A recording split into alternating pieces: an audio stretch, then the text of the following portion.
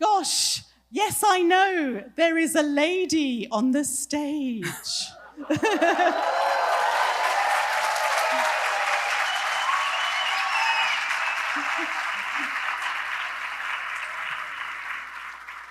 But I must say, it's a very nice sandwich to be in amongst these very lovely gentlemen.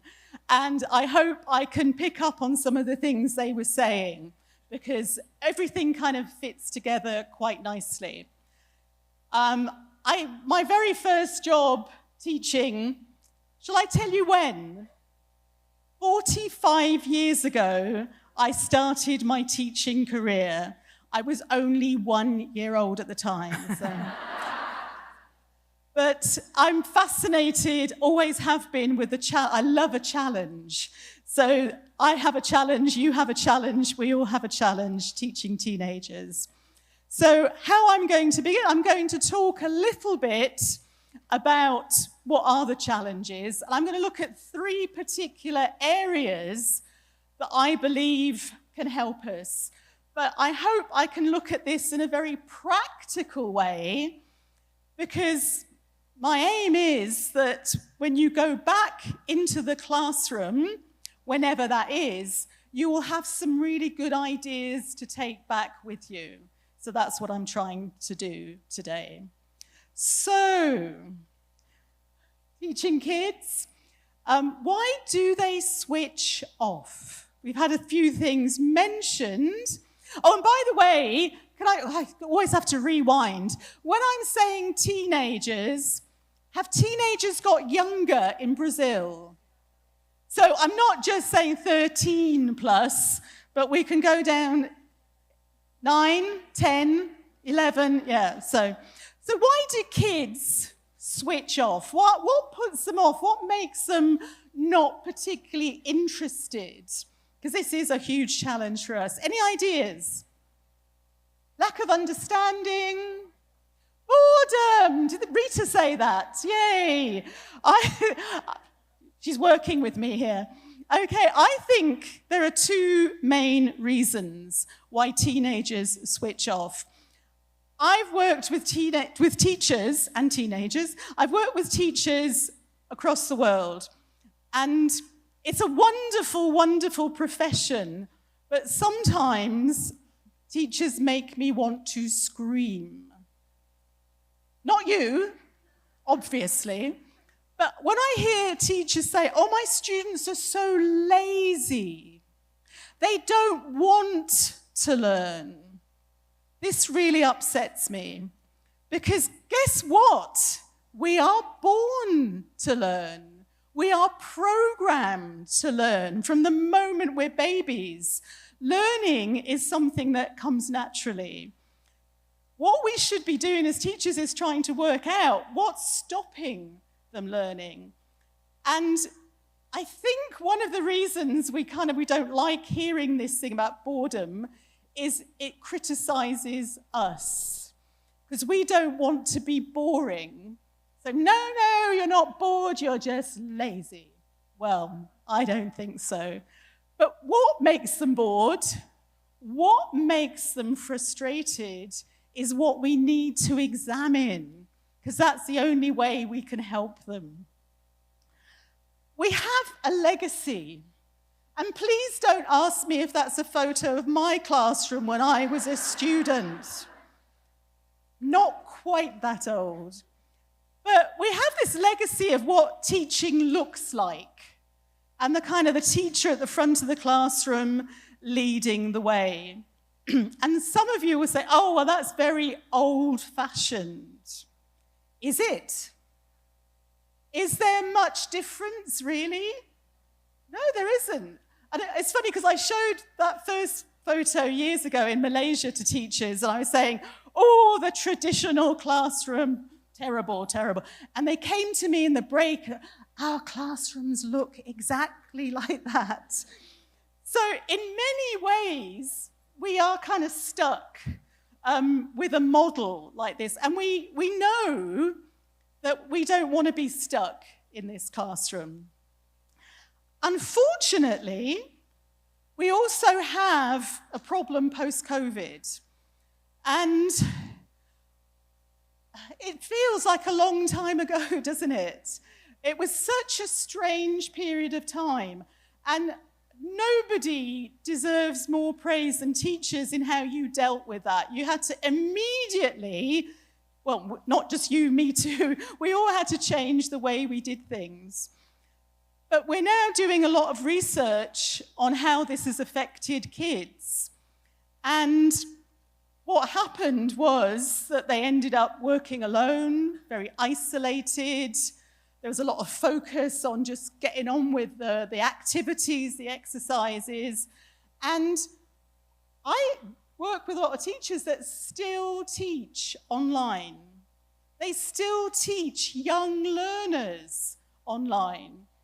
I'm not quite sure how you do crocodile, hippo, and all these things really as successfully in that environment.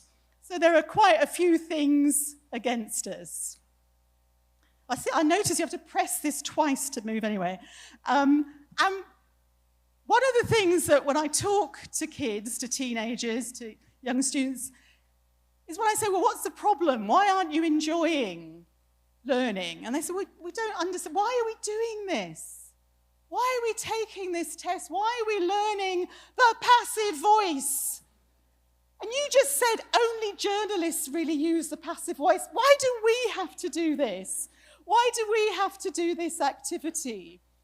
And this just shows how intelligent and how incisive and critical that our learners are, and they do start younger. One of the things that, obviously when I was a student, we never challenged what our teachers told us to do. It wasn't fear, it just never occurred to us. We weren't as distracted because we didn't have very much else to do, you know. How many channels do they have on television? Actually, we didn't have a television when I was young. Get that round your head. So we're not distracted, but we weren't distracted, but we weren't thinking the way a modern teenager thinks. So, in all these years, I've been working with kids, observing them, doing research of my own, and thinking, what do they need? And I've kind of boiled it down to a few things, to 4 things. I think it's really important. We've had this word mentioned, challenge. We need challenge in life. We need something to get our teeth into. I'll talk about all these things in detail. We also need guidance. Teachers cannot be replaced by robots, cannot be done away. People say, oh, soon there'll be no teachers. A really important part of our jobs is being there, guiding, supporting, encouraging, understanding. Goodness, creativity. We talk a lot about creativity, and we talk about it in a very kind of, in the young learner classroom, we're going to make a puppet. We're going to pretend to be animals. We're going to have loads of fun. Move into the senior years at school. You're 12 years old now. Stop being silly. You have to learn the passive voice. I don't know what I've got against the passive voice today, but it's usually the present perfect. But very, very importantly, they need interaction. The word communication has been used a lot today, but what is it? What is communication? What's your name? My name's Olha. I know that. You've been sitting next to me for 2 years. What is real communication? So, we're going to start with this idea of problem-based learning. And it seems to me that that's my life, and that's all our lives. We're constantly faced with problems, and we deal with them. Now, obviously, I'm a very serious person, and I do a lot of research, and I looked towards a very important source when I was thinking about problem-based learning. tell me you're too young to recognize ER. Now, anybody who tells you that George Clooney is married to an international lawyer, it's not true. He's still my man. Now, when you have a problem, these doctors obviously have a problem here. They need to save the patient who is showing all sorts of symptoms that don't make sense. What are they going to do? What kind of skills do they need to save her or him or them? What skills do they need? Knowledge. They need background knowledge. What else do they need? I'm going to help you here. They're going to need to analyze the problem. They might need to do some research, but they're on the spot. They don't have time. I think in that situation, if you've ever watched this program, you know they need creativity. They need to be imaginative. Oh my goodness. The program only lasts 45 minutes with commercial breaks. There is limited time to solve the problem, so they need time management. They can't shilly-shally. They have to get on with the job. They have to make decisions. And all of this relies on communicating and collaborating. And this is life, isn't it? This is the kind of things we do. Which restaurant shall we go to tonight? Same thing. All these skills are involved. What are we going to do for our holidays? Same skills are involved. Problem solving is what we do every day. Now, we want learners to develop these skills. We want them to communicate. And we've heard a lot about real life skills today, real life situations. This is a really good way to get our learners to start communicating. And I'm sure you've done this. This is not new. We give our learners a problem, and we ask them to work together in English, to practice, to make suggestions, to do all these things they would do in an exam, and also use that critical thinking, because that's where the challenge is. Oh, how are we going to solve this problem? I've got an idea. We give them the opportunity to be kids, to have ideas, to have crazy ideas. The crazier, the better. And when they're doing this, and they have to explain to each other, they get engaged in this. They get that, oh, this is a really interesting thing. They want to explain. They want people to care. I have had teenagers arguing about designs of their spaceship. They've been arguing about, should we spend our 10,000 euros on this holiday or that holiday? They're not real problems, but they get involved because they get engaged, because they like solving problems. Their brains are ready to deal with this.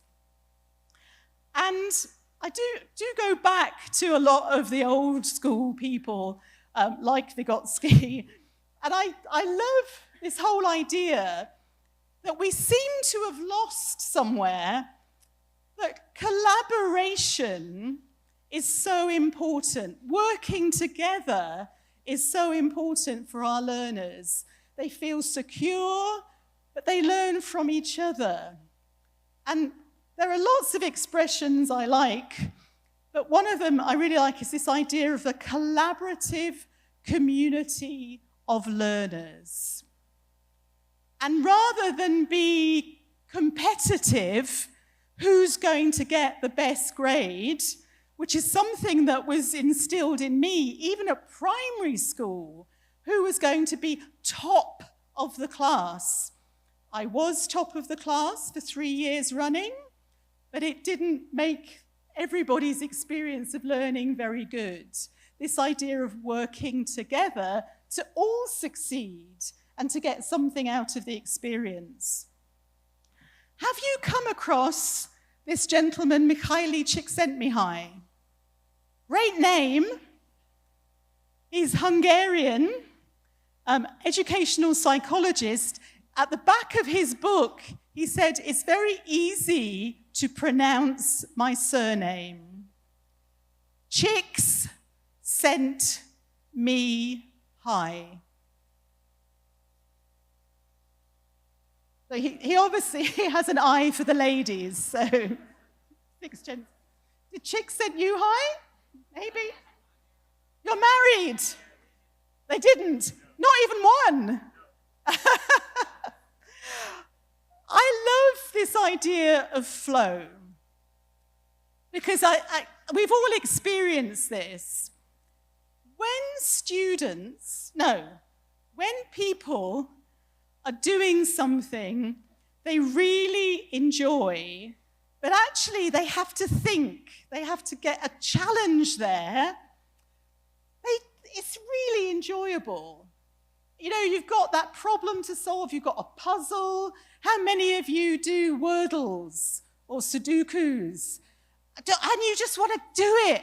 And it's hard work, but it's a challenge because you're using your brain.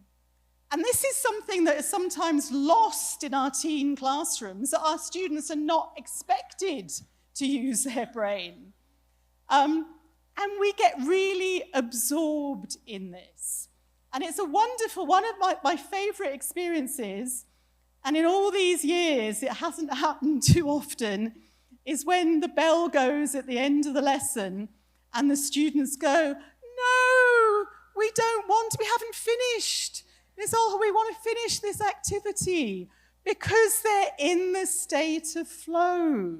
They're really enjoying it, and enjoying learning surely is natural and an important thing to do. Now, getting students working together to solve a problem, and we've got loads of activities like this, is great. And I'm talking about community of learners working together. And you get your students into groups, and you say, now you're going to do this activity, and I want you to talk together, and I want you to find a solution to the traffic in Sao Paulo. And you're going to suggest solutions. And you start them on this activity, and then they go, oh, yeah, this is great. And then they lose focus. They start well, so you're going to come up with, a presentation, but they get lost along the way. Always, when I started doing this all these years ago, they'll all do this. And then some of them were very slow, and some of them had finished. So the time management is an issue. And people get confused, from one lesson to the next. What have we done? What are we going to do? And this is a very interesting point that was made earlier by Fernando about the exams for schools. Is it relevant to them? Is this something that is exciting, interesting for them? And I think it's really important that when we do these kind of activities, we don't give up because it all goes wrong, because a lot of teachers have said that to me. We structure this. Now, one aspect of Shining Lights is that this is structured within a unit. And this, to me, is because you have to control it. You're nodding your head. You've done this, haven't you? You have to have that step-by-step approach. And this keeps everyone together, but it also stops the frustration. Remember I said frustration at the beginning? Students get frustrated, and they get, they're so naughty. They're not. I've confused them. They've lost track of time. So you start by introducing a topic. You then get them to discuss what they're going to do with this. You then get them at higher levels, maybe to do some research. And then They get their material together, they've thought about it, they say, what are we going to do, how are we going to finish this, and then they do their presentation. And this is really important, and this is what I started doing in a kind of less formal way, and I said, no, this lesson we'll do this, and you've just got to keep on track. You've got to follow this, because otherwise they will get bored, frustrated, and there's always some group that hasn't started when everybody else is almost finished. You're smiling as well, that's happened to you too. And you think, oh no, this is terrible. But we have to kind of accept that there is a level of frustration there. And I must say, teaching young learners has always been delightful for me, because when things go wrong like that, I just say, let's play a game, let's sing a song, and everybody forgets that we've been trying to reach some kind of conclusion. You can't kid the teenagers. They're like, oh, miss, what went wrong? So, we look at what students are expected to do. So we've got things like, start off, we're talking about transport. Everybody travels, but we're asking students about how they travel, how they get around, and what would they like to change? How would they like things to get better? So a very clear introduction to the subject. There is no wrong answer. My favorite questions don't have a wrong answer, that anything is possible. There is room for creativity. If my students, and they so often do, or have done, say things like, well, I would like to introduce a transporter system like they have in Star Trek. You know those? You just stand there and go, and I'm back home in London. Why not? Why not? Why not let them have this kind of idea? Your next step, right, you've discussed the topic, you know what your topic is, anything goes, and now you're going to work in your groups, you're going to, how do we find our information? What are we going to do? We might ask people, we might say, right, you go and ask the rest of the class, why don't you go and look it up on Google or AI? Work out who's going to do what. Roles are very important. And the next lesson, we'll come together and we'll put our ideas together. Then you develop this, work together, share ideas, decide what you're going to do, and finally, you'll be able to put it all together and present. And how you present your ideas is also up to you. One of my favorite presentations of a project I did years ago with students was they created a song to surprise me. It was a rap, and this was their presentation. So that's great too. I think one of the things that frustrates teenagers is, I didn't want that. But, yes, do it your way. Now, I think I know what some of you are thinking from your experience. Okay, I want you to work in groups. I want you to discuss X, Y, Z. I want you to prepare all these things.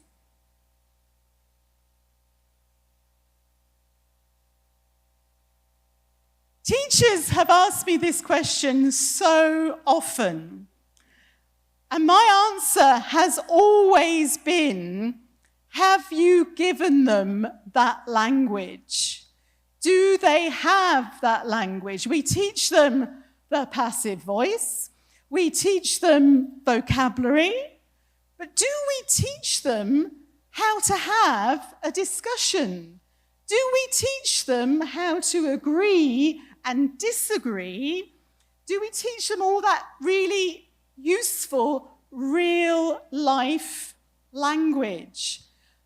Not just real-life language, but also the language they're going to use in exams. When they work in pairs and they discuss something, maybe Jiri and Rebecca would have had more success in their testing experience if they had been taught some of that language. And this is oracy. So this is the second thing that I was going to talk about, that students will get bored and frustrated because they just we haven't given them those skills. And for a lot of teachers, when I say that to them, they say, my students they just keep speaking Portuguese or Chinese or whatever. And I say, have you taught them how to have a discussion? And they go, oh my God, I never thought of it. It seems like it's going to magically appear. And oracy is not just, where does Mr. Brown live? Mr. Brown lives in an apartment. Oh, does he? Those kind of communicative activities that we had maybe 40, 30 years ago in course books, that they were just information gaps. They weren't really communication, because you don't often have that conversation with people. Now, oracy is not obviously new, but we're trying to focus on it more and bring it into every single classroom more. Because it isn't just, where does Mr. Brown live? Mr. Brown lives in an apartment. There's so much more than grammar and vocabulary when you're communicating. And it's all these different skills that we have. And they say that there's always that kind of pie chart, isn't there, about saying communication is 7% words and the rest of it is body language, intonation, and all these other skills. But also, we can't have a conversation without having those skills of working out what is that person trying to say, who I'm talking to. They may say, okay, would you like to go to the cinema tonight? There's a great George Clooney movie on. And my boyfriend says, yes, okay. Is he really saying yes, okay? Or is he saying it's either me or George? So there's a lot, and that's very emotional, and it's packed with meaning. So communication is so complicated and complex. So I nearly fell over the chair. And how it's broken down, this idea of oracy, is that we're learning through talk. We're learning all these great skills, trying to convince somebody that our argument is right, being sympathetic. These are all oracy skills, but there's also, we need to develop that language, because the students haven't learned all these wonderful things like, oh, I'm so sorry to hear that. You know, that language that is so useful. In fact, one of the most useful bits of language I think you can possibly learn is that's. That's. Not that's a chair, but, oh, that's interesting. Oh, that's terrible. That's crazy.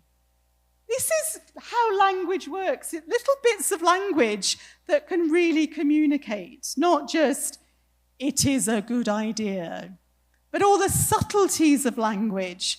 So you've got our teenagers who are bored with just the simplistic approach to language. They need more of a challenge. They need to be able to say what they want to say. They need to understand what is being said to them. So, we give them a task. We say to them, you're going to work in your group and you are going to discuss X. We support them with the language they need at every stage. So how are we going to do that? What's a useful thing to use? What's a good sentence stem? How can we start off saying this? So not just nodding. Nodding is good. Frowning is better. But, oh, I think so too. That's a great idea. This can come back to bite you, because when I've taught these expressions to my students, teenagers, young learners, adults, they use them against me. And I say, right, what we're going to do now is we're going to do this activity. And they'll say, well, I would like to disagree. I don't think that's a good idea. But in fact, that's fantastic, because they're really communicating. They're using the kind of language we use all the time. Realistically, the real life communication in English. Isn't that amazing? So at every stage, with every level, we introduce that suitable language. So the thing about taking turns, I think as adults we need to do that. When we're sitting around a table, we're drinking a few caipirinhas. My goodness gracious, they're so strong. But we are tempted, everyone wants to talk. We need to be able to introduce some of that language into our chit-chat too. What about you? You haven't said anything for 10 minutes. Are you just drunk, or would you like to say something? So this is what moves conversation. This is where learners can see, oh, what's the point of this? Well, the point of this is I'm actually speaking English. I'm actually engaging in real-life communication. And I say it's not just language. I read something, I heard it on the radio, I can't remember. It was about laughter. Saying, why do we laugh? Why do we laugh? Most of the time when we're laughing, it is a signal to the people around us that we like each other, that we approve of each other, that we want to be friends. Most people do not spend their lives telling jokes. We're actually using that. It's part of communication. So language is much more complex than just talking. So listening, oh my goodness, what a useful skill. But having a reason to listen, not just to fill in a multiple choice. Okay, we've got to get a conclusion. What's your opinion? I need to listen to you. I need to understand you. Understanding key messages. Now, are you seeing here exam skills? Yeah, these are exam skills, real life skills, everyday skills. Being appropriate in how you respond. As I said, working out, if someone said, oh yes, I really want to see that movie. Interpreting, what's the actual message there? And I've just done it. Body language, what does that body language mean? Oh, I have to ask you this question, so this has nothing to do with this presentation, really. I looked up body language in Brazil on the computer because I wanted to say something clever, and I found this thing, and it said that if you do this in Brazil, you pull your ear, it means you're enjoying your food. Yeah, they said it's true, thank you. I did that yesterday, and people laughed at me. In fact, it was Alberto who laughed at me, so to you. It's old-fashioned. Oh, I said you're too young to know. That's okay, it's appropriate for me then, that's fine. Okay, what we're getting is we're moving to authentic, real communication. We can't communicate unless we have something to discuss. It's a real thing to discuss, not just, is it better to live in the countryside or the city? I was doing that question when I was at school, but this is authentic, really having opinions, agreeing, disagreeing, clarifying, doing something that has a purpose, that will engage us. oh, I can't say it. So this is what we're looking at here, that we're not just looking at the language, because in order to use the language, you need the thinking. So our learners are also developing thinking skills. They have them. It's not that we're teaching them to be analytical, but they don't get the opportunity to use these skills. When you use them, you practice them, you develop them. And we can't just assume that they don't know anything. They don't have opinions, they're kids. Rubbish, you have the strongest opinions when you're a teenager and a young adult. That's why I have such strong opinions. Okay, another reason I think that kids do get a bit frustrated, a bit bored, is they don't know where they're going. And this will be I'm going to be repeating some of the things that my fellow speakers have said before, but I think it's really important to know how you're doing as a teenager. My young learners be very happy that I give them a sticker. And they go home and they're, oh, I've got a sticker, I'm really happy. I like one too. But learners are working really hard. They're aiming for things, they're trying to do well in exams, but they need to know how they're doing. And I don't think I'm going to go through this all with you because we've mentioned quite a lot of these things, but very quickly, learners do need to know what they're doing right, very importantly. We also need to help them, how can they improve? And that's very important. Don't just say, this was not your passive voice is terrible. Suggest how they can improve that. Encouragement. It's almost like Jekyll and Hyde. I've taught both the young learners and teens. When you're in a young learner classroom, you're going, well done, here's a sticker. Teenagers, you didn't do your homework. You made a mistake. The house was built, not is built. We want them to be involved in that process. We want them to be part of a conversation about how they're doing. And it's one of my favorite words. We want them to celebrate what they've done. They work so hard. All you're doing when you're a teenager is studying, working really hard. So let's celebrate them. And we need to notice how they've done.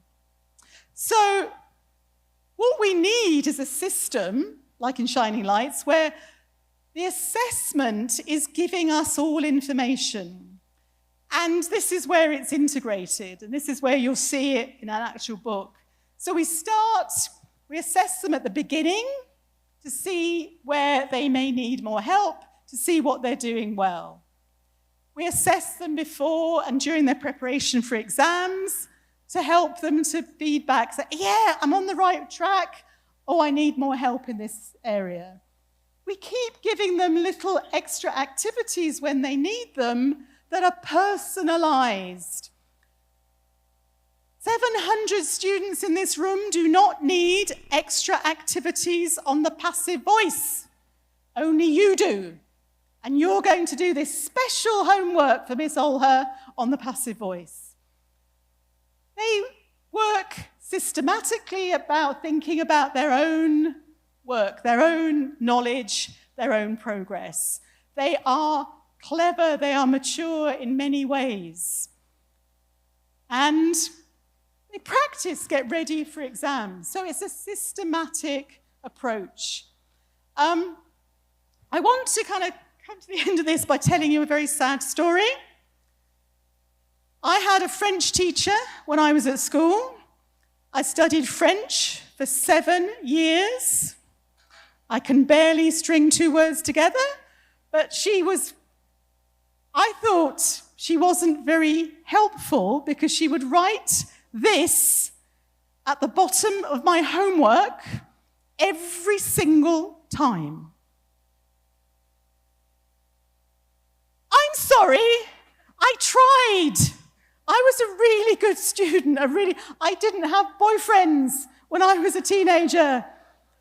My dad was very strict. He sent me to bed at 9 o'clock every night on a school night. I was good. And she said, try harder. I don't know how she thought I would. Students need more than that. They need to see where they're making progress. And I'm repeating what's been said before.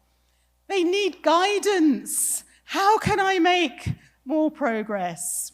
Oh, sorry, I can't go. Shall I go back? I can see people taking photographs.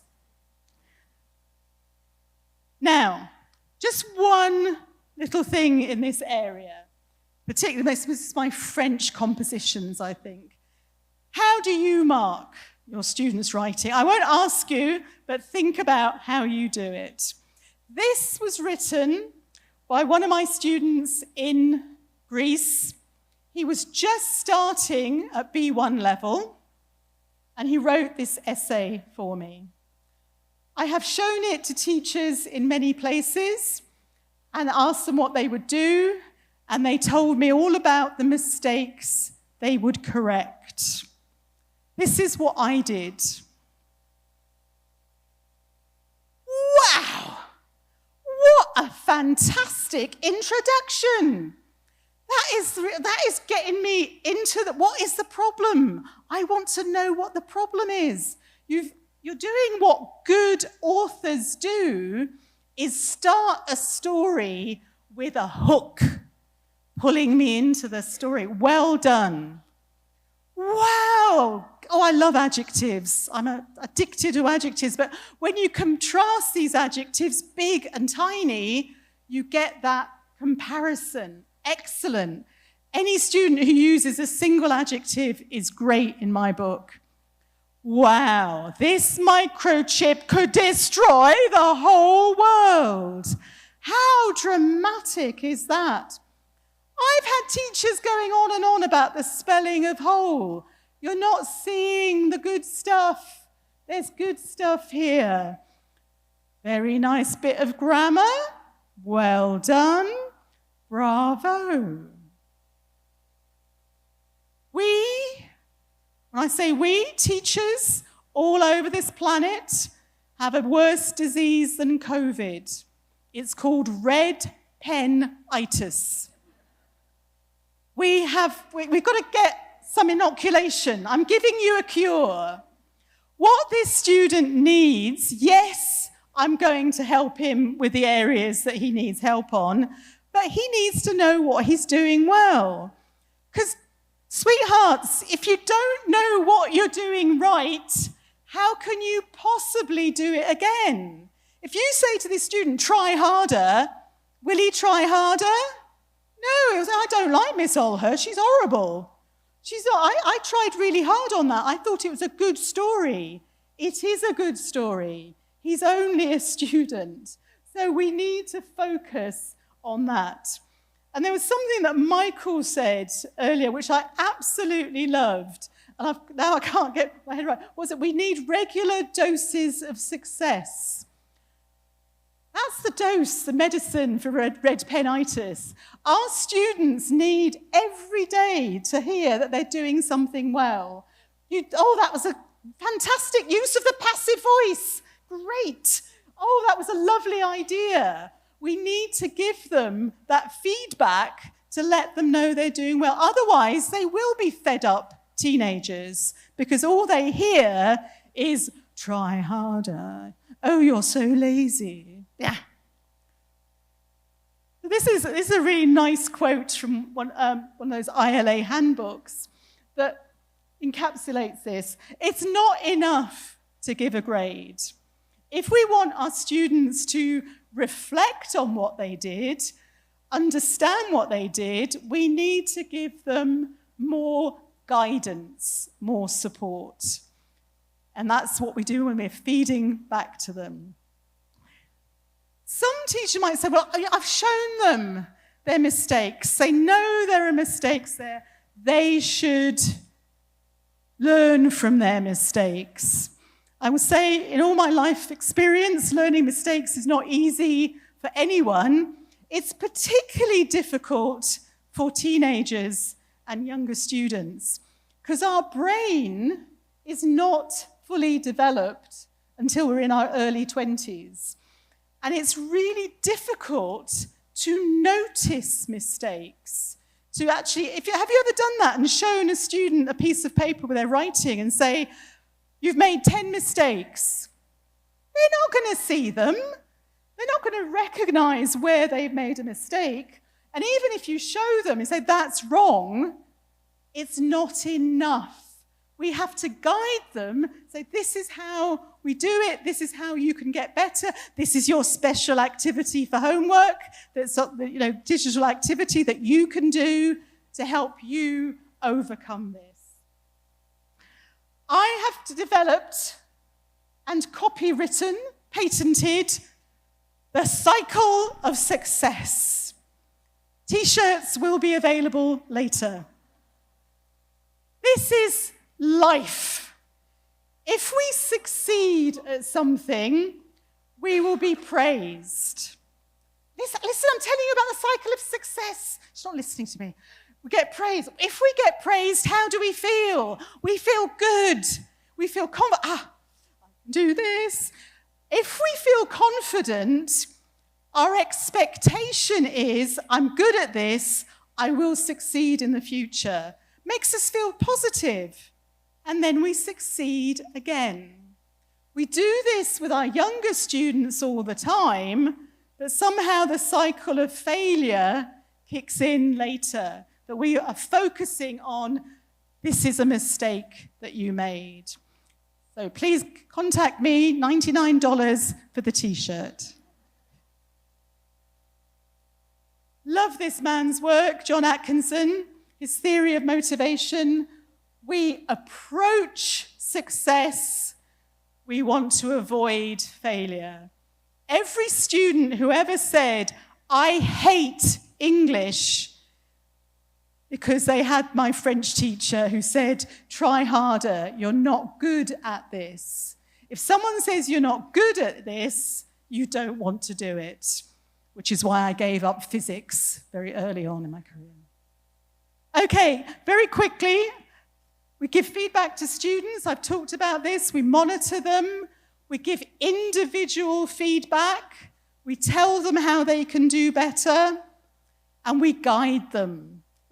Like with this student here of mine, I give him a special task for homework. I'm going to finish with one of my favorite things that I discovered from Carl Jung, who said, what makes a good teacher? And he also has this as a good parent. So if any of you are old enough, you don't look it, but you might have kids of your own. First, we give them information. We get them thinking. Then we give them direction. We guide them. Then we care about their success. We want them to be successful, not we want to give them F. And we give them the confidence to do the work. So we build up those skills. We don't give up. I can see lots of people photographing this one. That's what we need. Challenge, guidance, a chance to be creative, and a chance to interact and communicate. And that is, again, here we go, the ILA. I won't go on about this. Thank you very much. Thank you.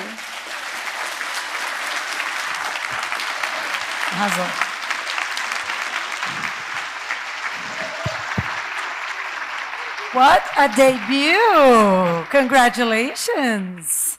Yeah. I don't know if it was intentional, but she kind of tied up everything we talked about today, yeah? Oh, it was amazing. Yeah. We have questions. It always stuns me how we think that fixing things is better than improving what we already have. So a long time ago, the deficit model helped us survive. Today, it's not going to do anything for us. So love that. We do have some questions. So we're going to take a question from the online, our remote viewers. I got you. Isabella Martinez. Isabel, hi, Isabel. She said, Could you please suggest one scaffolding strategy to empower beginner learners to engage in problem-based learning?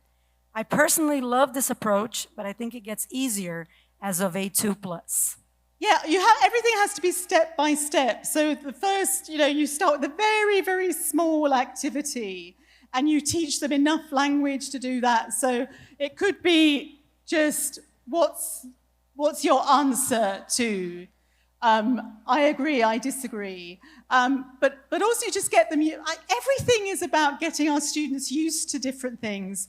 And you start straight away. You don't wait until they're in, secondary school.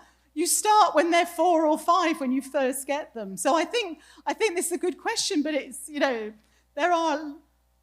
just start from the very beginning. It's like when I start with my students day 1, when they're 4, I teach them the word help.